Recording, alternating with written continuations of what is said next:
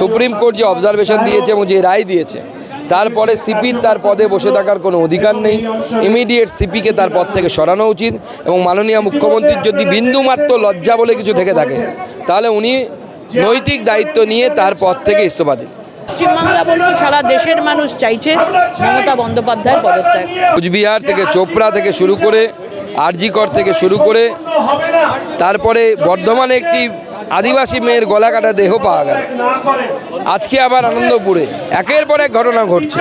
এরপরেও যদি মাননীয় মুখ্যমন্ত্রী লজ্জা শরম মাথাকে তার পদ আঁকড়ে বসে থাকেন, ক্ষমতার এত লোভ দিদি, তাহলে মানুষ আপনাকে ঘৃণা বলে ইতিহাসে মনে রাখবে। আপনি আপনার পদ ছেড়ে দিন। অনেক করেছেন, অনেক অত্যাচার করেছেন, মানুষ বলছে এবার আপনার পদ ছেড়ে বাড়িতে বসে থাকার সময় এসেছে।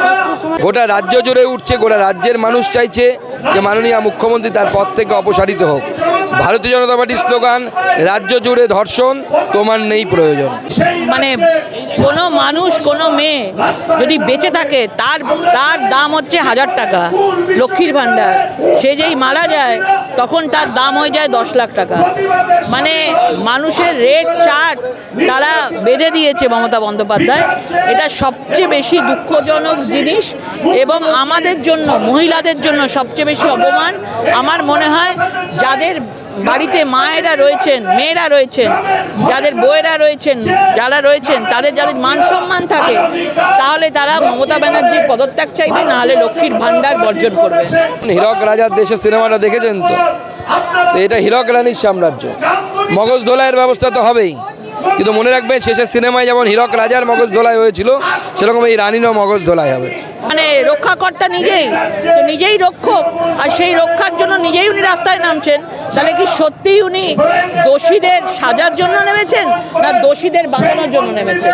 মুখ্যমন্ত্রী তো সেদিন একদিন বেরিয়েছিলেন তো গুহা থেকে, বেরিয়ে তো বড় বড় কথা বলেছেন, আমি রেগে গেলে টর্নেডো, টর্পেডো, আরও কী সব বলেছেন। আমরা এসব টর্নেডো বলুন, সুনামি বলুন, কোনো কিছুকে ভয়ে পাই না আমরা।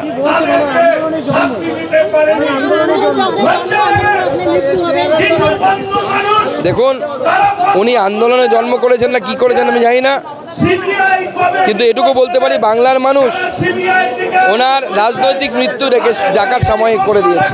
অনারেবল সুপ্রিম কোর্ট সাংঘাতিকভাবে কি বলবো অপমান করা হয়েছে, থাপ্পড় মেরেছে পুলিশ মন্ত্রীকে, এই সরকারকে এবং পুলিশদের। তাই হয়তো লজ্জায় তারা সামনে আসেনি। অন্য সময় হলে এই মঞ্চ ভেঙে আমাদের মারধর করে অ্যারেস্ট করে নিয়ে চলে যেত।